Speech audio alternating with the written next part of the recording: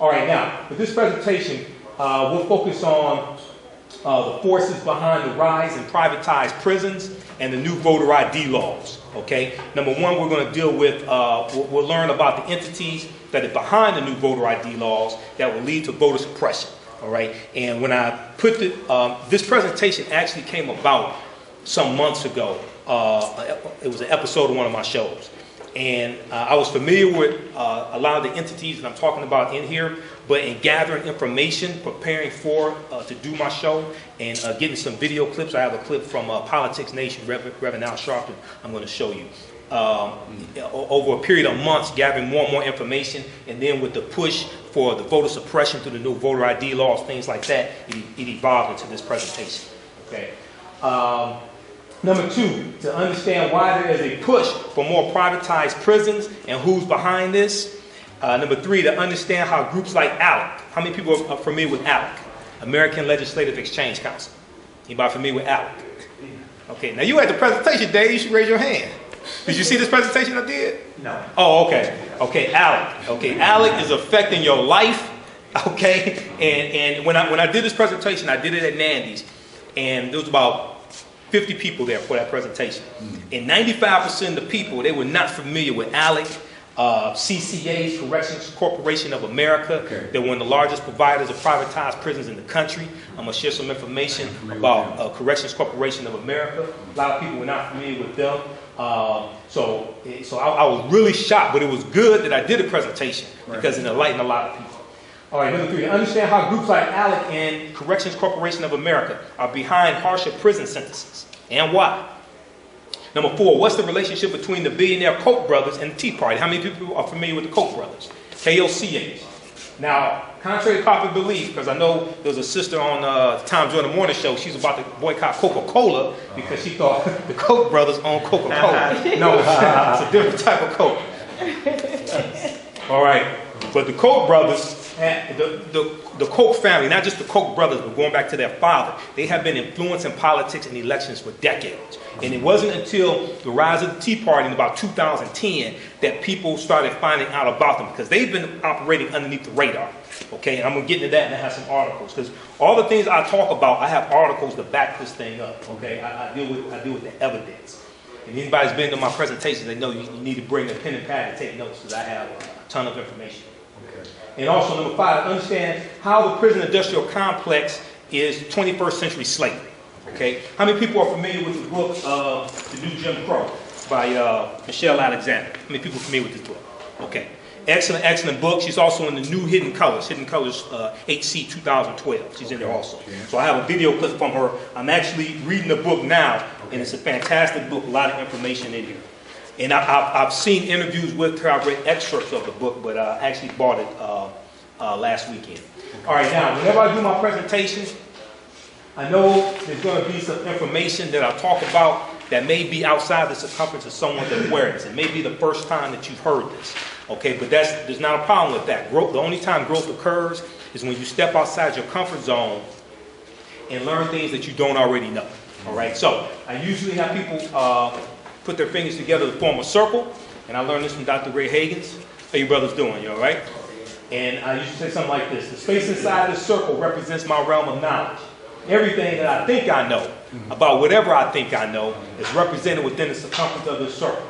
I must keep in mind that there are still things to know that exist outside the circumference of my own awareness. Okay, so the reason why I say that is because oftentimes when somebody learns something that contradicts what they've been taught or what they believe, they automatically reject it without doing any research to determine the validity of the new information that they're gathering. And at the same time, they usually don't use that same level of scrutiny to analyze or critique what it is that they think they already know.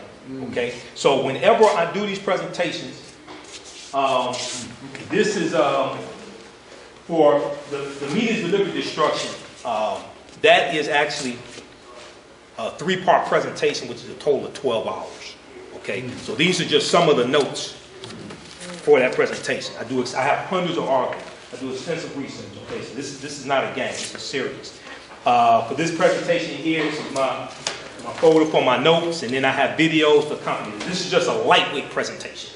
Okay. All right. Now, Whenever I do these presentations, I do them for two reasons.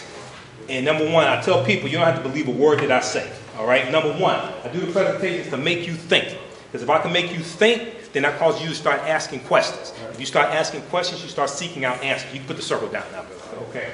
All right. And number two, to provide the information, the history, the sources, the books, the websites, the articles, etc., for you to do your own research. Because I provide all that in the presentation. And I tell people, don't take my word for this. Please go do your own research. We need to have libraries in our homes. If we can have 2 and 3 game consoles, we can have a PlayStation and an Xbox and things like this, and all these video games, and iPods, things of this nature. We need to have libraries in our home. Article here, The Hidden History of ALEC and Prison Labor. Okay, this is from thenation.com, August 1st, 2011, written by Mike Elk and Bob Sloan. You can pull this up on the internet. Okay, The Hidden History of ALEC and Prison Labor. Let me get that just a second. I want to go through this quickly here. This is also from ALEC's website. What is ALEC? At the meeting in September 1973, state legislators, including then Illinois State Representative Henry Hyde, conservative activist Paul Rayrick, who was the founder, and Lou Barnett, a veteran of then Governor Ronald Reagan's 1968 presidential campaign, together with a handful of others, launched the American Legislative Exchange Council. Among those who were involved with ALEC in its formative years were Robert Caston and Tommy Thompson of Wisconsin, John Engler of Michigan. Wasn't John Engler governor of Michigan? John Engler of Michigan was one of the founders of this, okay? And he was governor for 4 terms, right? Okay. Terry Branstad of Iowa, and John Kasich of Ohio, all of whom moved on to become governors or members of Congress. Congressional members who were active during this time, who were active during the same period, included Senators John Buckley of New York and Jesse Helms of North Carolina. We've heard a lot about Jesse Helms. And Congressman Phil Crane of Illinois and Jack Kemp of New York. Now this is from ALEC's official website, alec.org. Okay, you can go check this stuff out. So we have to do some background research on these various entities. And when you see campaign ads, if you go on YouTube, I think some of those campaign ads you can still find. Like you'll see campaign ads for the Heritage Foundation. Look them up, find out what they're about. American Crossroads, things like this. These are some of these right-wing organizations that have these organizations behind them. Okay. Now in this, let me see. Okay. All right. Now this article, I'm going to share a little bit of this with you here. This shows the relationship between ALEC and the prison industrial complex. And the best way to understand ALEC, it's a nonprofit organization, number one. And it's an organization that connects state senators or representatives to corporations. It puts them together, allows them to connect with one another. Okay? And what happens is the corporations can push for the type of legislation they want, things like this, by making campaign donations to the state legislators. All right? Now, in this article, it says, ALEC helped pioneer some of the toughest sentencing laws on the books today, like mandatory minimums for nonviolent drug offenders, 3 strikes law, 3 strikes and you're out, and the truth in sentencing laws. In 1995 alone, ALEC's Truth in Sentencing Act was signed into law in 25 states. Then State Representative Scott Walker. Okay, now who's Scott Walker? Anybody know who Scott Walker is? He's the governor of Wisconsin right now. I'm going to get into Wisconsin in just a minute. Then State Representative Scott Walker was an ALEC member when he sponsored Wisconsin's Truth in Sentencing laws. Now the Truth in Sentencing laws is basically meaning that the prisoner has to serve like the majority of their sentence before they can be set free. In the past, you had a lot of them set free early because of overcrowding. Okay, but the Truth in Sentencing laws was put in place to keep that from happening, so that they can get more prison labor out of the prisoners. Okay, and make more money off of them. Okay, 3 strikes laws and Truth in Sentencing laws. In 1995 alone, ALEC's Truth in Sentencing was signed into law in 25 states. Then State Representative Scott Walker was an ALEC member when he sponsored Wisconsin's Truth in Sentencing law. and according to PR Watch, which is a public news publication, PR Watch used its statistics to make the case for the law. More recently, ALEC has proposed innovative solutions to the overcrowding it helped create, such as privatizing the parole process through the quote, proven success of the private bail bond industry, end quote. Now, before this article, I had never heard about privatizing the probation process. Okay, I never heard about that, or the bail bond industry. I never heard about that. Okay, but they're talking about doing that also. And they recommended this back in 2007. The American Bail Coalition is an executive member of ALEC's Public Safety and Election Task Force.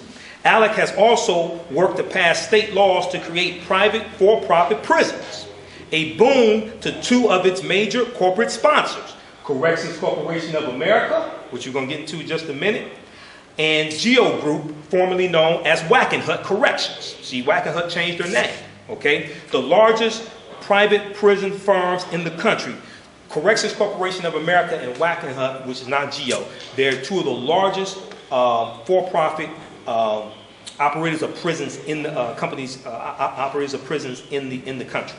Okay, and in these times investigation, that's another publication. In these times investigation, last summer revealed that ALEC arranged secret meetings between Arizona state legislators and CCA, Corrections Corporation of America, to draft what became Senate Bill 1070, Arizona's notorious immigration law, to keep CCA prisons, Corrections Corporation of America's prisons, flush with immigrant detainees. See, they're behind all this stuff. We have to see what happens is a lot of people are under the impression that the politicians control everything. No. These are forces behind the politicians which legally influence what happens. Okay? So we have to understand this and explain this to our children. Now, what I'm going to do, like later on in the presentation, I'm going to show a clip. How many people have heard about the documentary How to Make Money Selling Drugs, starring 50 Cent and Eminem? How many people have heard about that? I've shown clips. I've shown the trailer before at some of my other presentations. I just got it like in the last 2 months, okay? But I'm going to show that. And when I first found out about this, I read an article by Dr. Boyce Watkins. And I read the article, watched the trailer, and I talked about it on my show. And I said, is this somehow some covert attempt, or maybe an overt attempt, to lure more African-American men into the prison industrial complex? Because one of the things they talk about in the trailer, in the 2-minute trailer, they talk about how you can make $200,000 or $300,000 a day selling drugs. They talk about how you have a 6-figure starting bonus, 6-figure signing bonus in the $400 billion exciting drug industry. Okay, they say all this in the trailer. Okay, so we're going to get into that also.